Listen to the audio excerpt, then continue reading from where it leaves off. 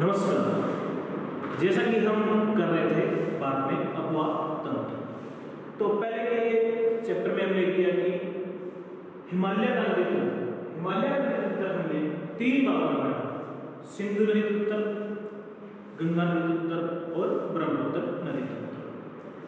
अब हम करेंगे प्रायद्वीपीय पठार की नदियों का अपवाह तंत्र। तो प्रायद्वीपीय पठार में नदियों का अपवाह 2 क्षेत्रों में होता है: अरब सागर जो कि आपका पश्चिम की तरफ है और बंगाल की खाड़ी जो पूर्व की तरफ है। अपवाह क्षेत्र 2 तरफ है: अरब सागर, बंगाल की खाड़ी। किसका? प्रायद्वीपीय पठार।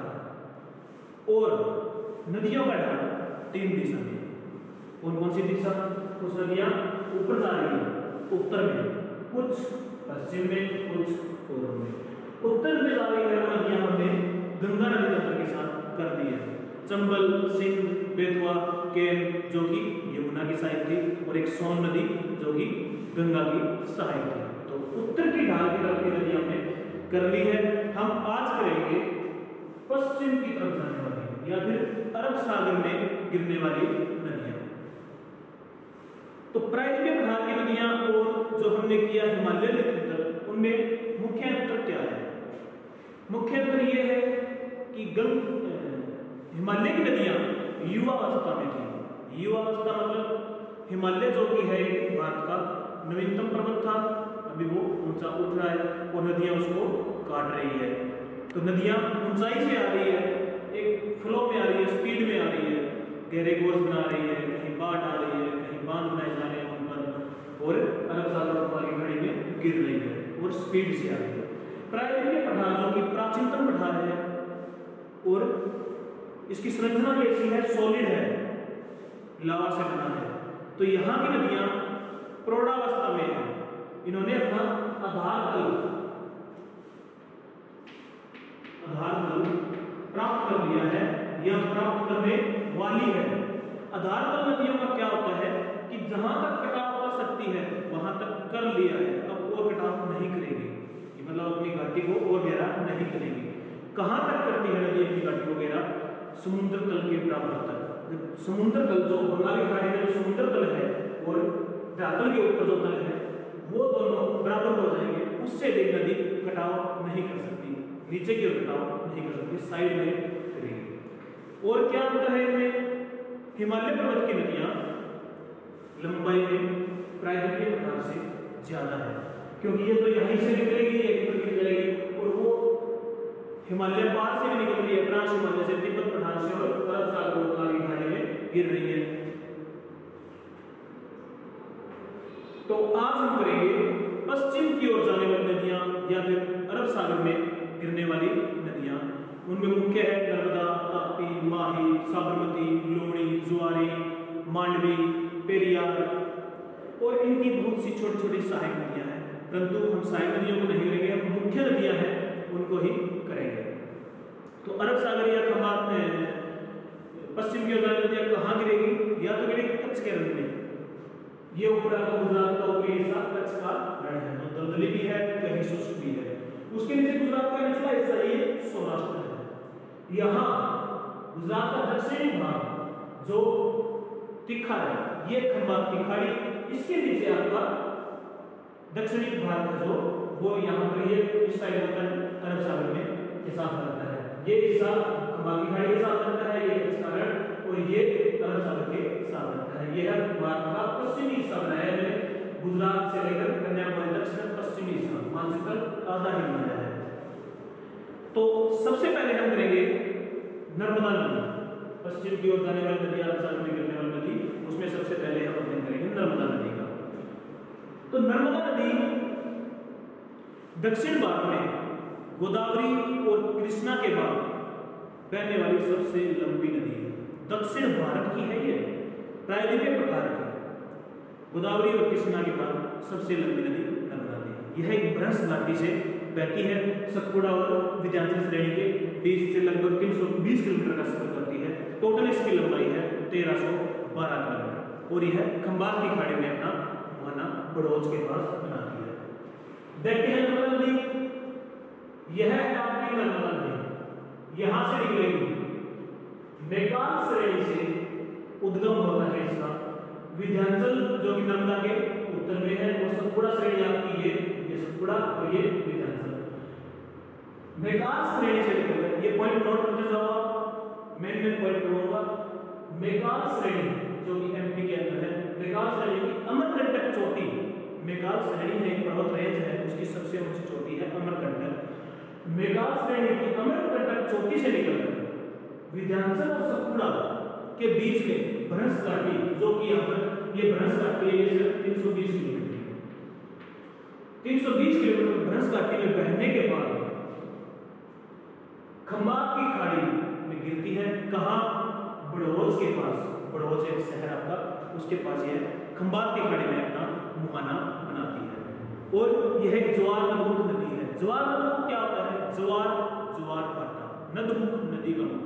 एक तरफ से नदी पानी गिरा रही है, एक तरफ से ज्वार भाटा अपने उफान पर रहता है। खंबात की खाड़ी में सबसे अधिक ज्वार भाटा आते हैं अपने, ये सबसे ऊंचाई पर, तो ज्वार नदमुख बनाती है, वहां पर पानी गंदला हो जाता है, कई किलोमीटर तक पानी गंदला। क्यों?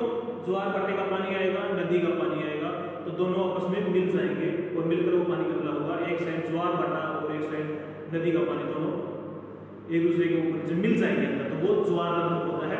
नर्मदा नदी बड़ौज के पास ज्वार नदमुख बनाते हुए खंबात की खाड़ी में गिर जाती है। देखते हैं नर्मदा के रूप में 1320 किलोमीटर लंबाई है इसकी। मैकाल श्रेणी की अमरकंटक चोटी, ये मैकाल श्रेणी है आपकी, इसकी अमरकंटक चोटी से निकलकर सतपुड़ा और विंध्याचल के बीच, या ऊपर विंध्याचल नीचे सतपुड़ा, इसके बीच रिफ्ट घाटी से बहती है। रिफ्ट घाटी बड़ौज के में ज्वार नदमुख, अब ये आपका बड़ौज है यहाँ पर, इसके पास ज्वार नदमुख आपको बताया, ज्वार भाटे और नदी का पानी आपस में मिलता है। ज्वार नदमुख बनाते हुए खंबात की खाड़ी, जो आपको बताया गुजरात के दक्षिणी हिस्से में ये हिस्सा है, खंबात की खाड़ी है। खंबात की खाड़ी में अपना मुहाना बनाती है। इसकी कुछ सहायक नदियां हैं जिसके नाम याद रखने हैं आपको, लोकेशन से आपको कोई लेना देना नहीं है। दाईं ओर से, इसकी दाईं ओर से होगी ऊपर वाली, दाईं ओर से हिराम, बन्ना, कोलर, ओरिसन, ये दाईं ओर तक से नदियां हैं। और बाएं ओर से सहायक नदियां हैं, इसकी साल, सककर, दूधी, अवा। तो ये थी आपकी नर्मदा नदी। उसके बाद हम देखेंगे ताप्ती नदी। नर्मदा नदी में कुछ और भी है, 3 राज्यों से बहती है ये नर्मदा नदी। ये आपकी नर्मदा नदी 3 राज्यों से बहती है। कौन कौन से राज्य? एमपी और महाराष्ट्र और गुजरात। एमपी, महाराष्ट्र, गुजरात। नर्मदा नदी की बात चल रही है, एमपी से निकलती है, महाराष्ट्र में थोड़ी सी आती है और गुजरात में अपना मुहाना बना लेती है। तो नर्मदा नदी 3 राज्यों से बहती है, एमपी, महाराष्ट्र, गुजरात। नर्मदा नदी आपको बताया था उत्तर भारत और दक्षिण भारत को अलग करती है। नर्मदा नदी उत्तर भारत और दक्षिण भारत को अलग करती है या विभाजित करती है।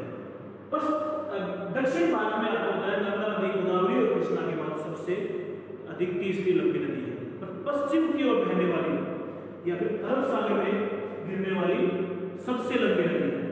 दक्षिण भारत की तीसरी सबसे लंबी है, पर पश्चिम की तरफ बहने वाली भारत की सबसे लंबी नदी कौन सी है? आपकी नर्मदा नदी। महाभारत में इस नदी का नाम था रेवा। रेवा नाम याद रखना है। रेवा कब था इसका नाम? महाभारत में इस नदी का वर्णन किया गया है, उस समय इस नदी का नाम था रेवा नदी। नर्मदा नदी को गुजरात की जीवन रेखा कहते हैं। गुजरात की जीवन रेखा कौन सी नदी है? नर्मदा नदी। महाभारत में इसका नाम कौन सा है? रेवा। एक ये एमपी के जबलपुर के पास, जबलपुर एमपी के जबलपुर के पास संगमरमर की चट्टानें, एमपी के जबलपुर के पास संगमरमर की चट्टानों में ये धुआंधार जलप्रपात बनाती है। जलप्रपात क्या होता है? ये आपकी पहाड़ी है, नदी इस साइड से आ रही है, यहाँ एक बम गिरेगी तो यहाँ पर धुआंधार जलप्रपात बनाएगी। ये जो चट्टानें हैं ये संगमरमर की चट्टानें हैं, संगमरमर की चट्टानें। तो नर्मदा नदी एमपी के भेड़ाघाट के पास संगमरमर की चट्टानों में धुआंधार जलप्रपात बनाती है। उसके बाद हम देखेंगे ताप्ती नदी। ये आपकी ताप्ती नदी, ऊपर नर्मदा नीचे ताप्ती। ताप्ती नदी का दूसरा नाम भी है, आप बोलते हैं ताप्ती नदी। ताप्ती नदी से ज्यादा फेमस है ये, दो नाम इसके, ताप्ती नदी और ताप्ती नदी। तो ताप्ती नदी महादेव की पहाड़ियों से निकलती है, महादेव की पहाड़ियों से निकलकर सतपुड़ा के दक्षिण में बहती हुई, यह भी सतपुड़ा और अजंता के बीच में भ्रंश घाटी या रेत घाटी से ही बहती है, बहती हुई सूरत के पास खंबात की खाड़ी में अपना मुहाना बनाती है।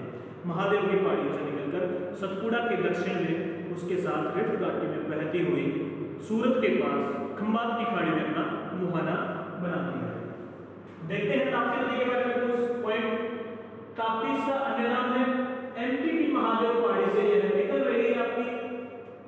कुछ इसकी सहायक नदियां हैं, पटकी, खुर्सी, कपरा, सिपरा, मोना, पूर्णा, हरकी, उतोली, मनकी, खांडू, गुल्ली, अमरावती, रोमे। ये इसकी कुछ सहायक नदियां हैं, कुछ जितनी याद होती है उतनी याद कर लो। दो इसमें परियोजना है ताप्ती नदी पर, बहुत ही फेमस दो परियोजना है, उकाई और काकरपाड़ा। यह भी हस्त निर्मित नदी है। ताप्ती नदी जो महादेव की पहाड़ी से निकल जाती है, हस्त निर्मित हाथों द्वारा बनाई गई नदी है। नर्मदा नदी की इसको जुड़वा बहन भी कहते हैं। ताप्ती नदी को नर्मदा नदी की जुड़वा बहन भी कहते हैं। नर्मदा नदी के समांतर बहती है, ये नर्मदा नदी के समांतर बहती है, इसे नर्मदा की जुड़वा बहन भी कहते हैं। वही तीन राज्य से गुजरेगी ताप्ती नदी, एमपी, महाराष्ट्र और गुजरात। तीन राज्य से यही गुजरेगी, तीन राज्य से ही एमपी, महाराष्ट्र, गुजरात से आपकी नर्मदा नदी गुजर रही थी। उकाई और काकरपाड़ा मुख्य जल विद्युत परियोजना ताप्ती नदी पर है। उसके बाद करते हैं साबरमती। साबरमती यह आपकी साबरमती नदी है, यह आपकी अरावली पर्वत है। यह आपका अरावली पर्वत दिल्ली कटक तक है, गुजरात से लेकर दिल्ली कटक तक। दिल्ली कटक इसका नाम दिल्ली के पास है। यहाँ पर हरियाणा में और राजस्थान के हिस्से में अरावली पहाड़ी बोलते हैं इसको। मेवात में इसको मेवात की पहाड़ी से नाम सुना जाता है। अलग अलग जगह इसको अलग अलग नाम से जाना जाता है। अरावली पर्वत विश्व की सबसे प्राचीनतम पर्वत श्रृंखला है, वहां से साबरमती नदी निकलती है। राजस्थान से निकलेगी उदयपुर जिले से, मेवाड़ पहाड़ी से। अब राजस्थान के उदयपुर जिले में अरावली पहाड़ी को ही मेवाड़ पहाड़ी कहा जाता है। कहां से? जैसमंद झील से। राजस्थान के उदयपुर जिले में एक जैसमंद झील है, उसकी मेवाड़ पहाड़ी से साबरमती नदी निकलती है। मेवाड़ पहाड़ी अरावली पर्वत का ही अन्य नाम है। मुहाना इसका खंबात की खाड़ी में ही 320 किलोमीटर चलने के बाद, यहां से लेकर यहां 320 किलोमीटर चलेगी और खंबात की खाड़ी में ही साबरमती का मुहाना है। कुछ इसकी सहायक नदियां हैं, साबर, हथमती, मेसवा, सेई, वकार, मधुमती, सेदी। सेदी, मधुमती, वकार, सेई, मेसवा, हथमती, साबर। तटीय नगर साबरमती के दो तटीय नगर हैं, अहमदाबाद और गांधीनगर। साबरमती के दो तटीय नगर हैं, अहमदाबाद और गांधीनगर। अहमदाबाद और गांधीनगर साबरमती के तटीय नगर। साबरमती नदी पर एक बांध बनाया गया है। साबरमती पर एक बांध है, दरोई बांध। दरोई बांध गुजरात में सिंचाई के लिए साबरमती नदी पर बनाया गया है, दरोई बांध।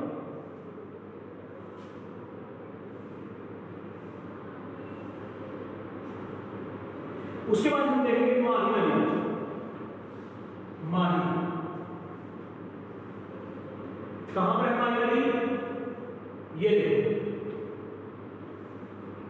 विंध्याचल के उत्तर से निकलती है एमपी के बैतूल से, यहां पर बैतूल है। विंध्याचल के उत्तर में बहने वाली नदी है, एमपी के बैतूल से निकलेगी और खंभात की खाड़ी में जा गिरेगी। इतनी बहने के बाद इसकी लंबाई है 580 किलोमीटर। माही नदी की लंबाई 580 किलोमीटर है। इसका क्रम आपको याद रखना है, सागर नदी ऊपर थी, उसके बाद माही है, फिर नर्मदा, फिर ताप्ती। तो विंध्याचल के उत्तर से बैतूल से निकलकर, एमपी के बैतूल से निकलकर खंभात की खाड़ी में 580 किलोमीटर बहने के बाद अपना मुहाना बनाती है। एमपी के बैतूल से मुहाना खंभात की खाड़ी में 580 किलोमीटर माही नदी चलती है। इसकी कुछ सहायक नदियां हैं माही की, सोन, अनास, पनाम। सहायक नदियां कौन सी है? पनाम, अनास, सोन। 3 राज्य से कटती है ये, एमपी, राजस्थान और गुजरात। माही नदी 3 राज्य से, एमपी, राजस्थान और गुजरात। इसमें महाराष्ट्र नहीं आएगा। नर्मदा और ताप्ती महाराष्ट्र, एमपी और गुजरात से बहती थी, और माही नदी राजस्थान से बहेगी। साबरमती नदी थी, वो भी राजस्थान में और गुजरात में बहती थी। 2 इसमें बांध है, माही नदी पर 2 बांध है, बजाज और कडाना। माही नदी पर 2 बांध परियोजना बनाई गई है, बजाज और कडाना, जो आपको याद रखनी है। माही नदी सबसे इंपॉर्टेंट क्वेश्चन, कर्क रेखा कितनी होती है? कर्क रेखा 23 सही 1/2 डिग्री उत्तरी अक्षांश। तो माही नदी कर्क रेखा को 2 बार काटती है। ये आपकी माही नदी है, कर्क रेखा यहां से गुजरेगी, तो एक बार ये ऊपर जा रही है, काट रही है, फिर वापस नीचे आ रही है। कर्क रेखा को काटने वाली नदी जो 2 बार काटती है, एकमात्र नदी है माही नदी। सबसे इंपॉर्टेंट प्रश्न याद रखना है, माही नदी कर्क रेखा को 2 बार काटती है।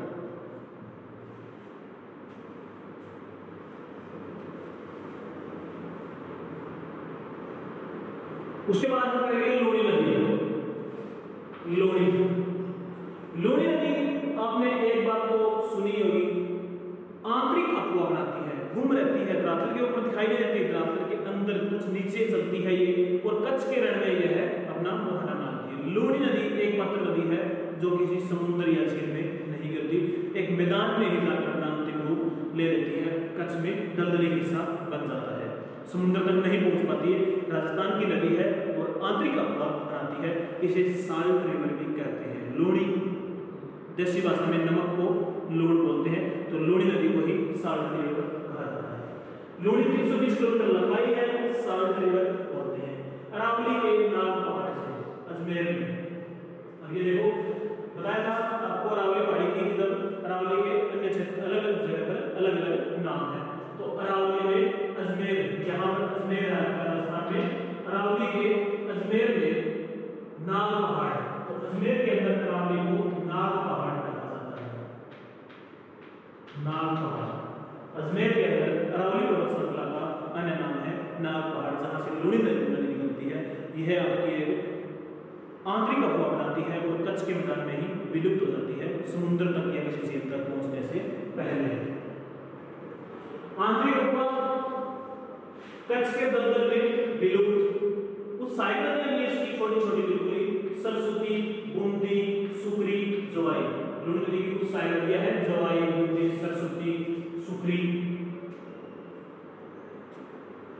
लोणी नदी का पुराना नाम है लोणावती।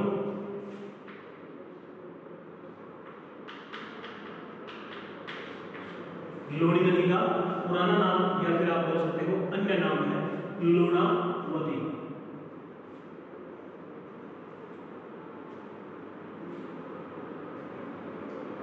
यह बनती कैसे है? लोणी नदी 2 धाराओं के मिलन से बनती है, एक सरस्वती और सागर नदी। लोणी नदी जो आपकी ये है 2 धारा के मिलन से बनती है, सरस्वती और सागर नदी।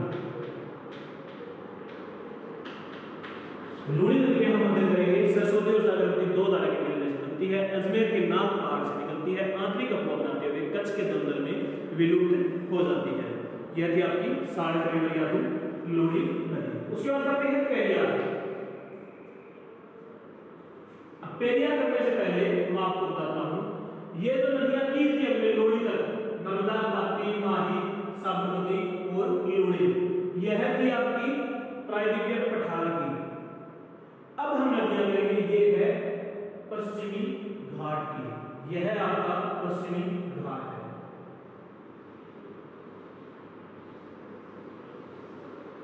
पश्चिमी घाट आपने कर ही लिया, इसका ढाल तीव्र है, पूर्वी घाट से अधिक ऊंचाई है, अरब सागर और पश्चिमी घाट के मध्य में पश्चिमी तटीय मैदान भी है।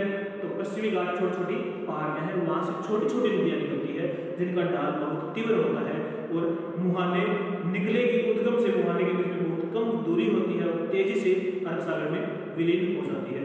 इनका स्रोत क्या है? जल का मानसून। लगभग 1 जून को पश्चिमी तट पर मानसून आ जाती है और मानसून का पानी इकट्ठा होकर एक नदी का रूप ले लेता है। तो मुख्य स्रोत रहेगा दक्षिणी पश्चिमी मानसून, जो कि पश्चिमी घाट की नदियों का जल का प्रमुख स्रोत है। तो ये नदियां पहली है पेरियार। पेरियार जो कि केरल की नदी है, यह है आपकी पेरियार नदी।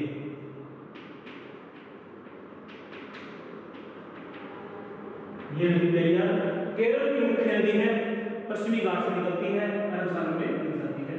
पेरियार केरल शिवगिरी पर्वत से, केरल में एक शिवगिरी पर्वत है जहां से पेरियार नदी निकलती है,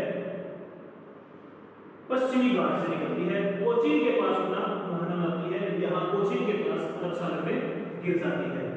वेवनाथ झील गिरती कहां है? अरब सागर के अंदर ही, यहां पर,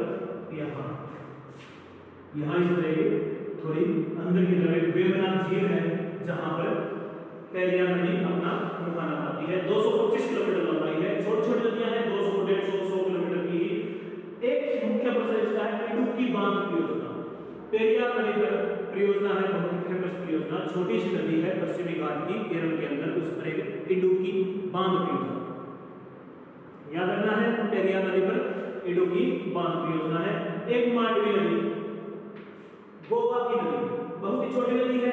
गोवा की एक अन्य नदी भी है जुआरी, तो इनका आपको सिर्फ नाम याद रखना है। गोवा की नदियां मांडवी, जुआरी जो कि मुख्य नदी है।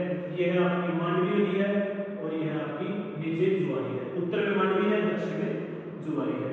फिर एक फेमस नदी है आपकी श्रावती, जो कर्नाटक की नदी है। यह किस लिए फेमस है? इसके ऊपर 2 जलप्रपात है, जोग और गरसोपा। अन्य नाम है जोग का ही गरसोपा, या महात्मा गांधी जलप्रपात भी इसका नाम है। तो श्रावती नदी कर्नाटक में जो है उस पर जोग या फिर गरसोपा या फिर महात्मा गांधी, 3 नाम इसके जलप्रपात पाया जाता है। कर्नाटक की गोदीगाई पहाड़ी से, कर्नाटक के अंदर ये रही आपकी श्रावती नदी। ये श्रावती नदी यहाँ से निकलती है और यहाँ निकलती है। कर्नाटक की गोदीगाई पहाड़ी से निकलती है, जो कि गरसोपा जलप्रपात यहाँ प्रसिद्ध है। और कर्नाटक में कुछ अन्य नदियां भी है, काली, गंगावली, ये आपकी गंगावली नदी है। ये आपकी गंगावली नदी है जो श्रावती के बिल्कुल समांतर उसके दक्षिण में है। ये कर्नाटक की अन्य नदियां हैं। महाराष्ट्र की भी कुछ नदियां हैं जो अरब सागर में गिरती है, सूर्या, काली, सावित्री। महाराष्ट्र की कुछ अन्य नदियां, छोटी छोटी नदियां हैं, सूर्या, काली, सावित्री।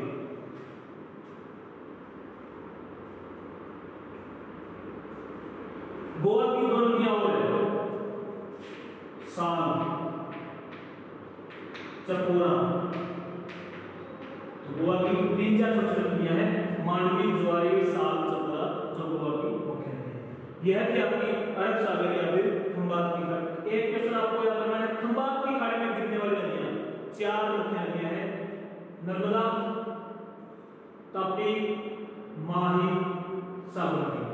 चारों नदियां खंबात की खाड़ी में गिरती है। यह पश्चिमी घाट की लय होकर प्रायद्वीपीय पठार की नदियां हैं और नीचे छोटी छोटी नदियां बताई है, मांडवी, जुआरी, साबरमती, गंगावली, पेरियार। ये बारहपुजा भी यहाँ पे नदी है, बारहपुजा केरल के अंदर। तो ये नदियां पश्चिमी घाट की नदियां हैं जिनकी लंबाई कम है, किसकी अपेक्षा? प्रायद्वीपीय पठार की अपेक्षा। प्रायद्वीपीय पठार की 4 नदियां पश्चिम की तरफ बहती है, हिस्सा है।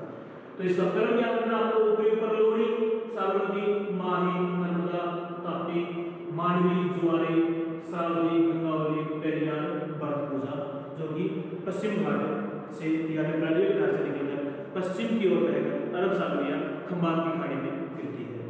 अगली क्लास में करेंगे हम पूर्व की तरफ या फिर बंगाल की खाड़ी में गिरने वाली प्रायद्वीपीय प्रकार की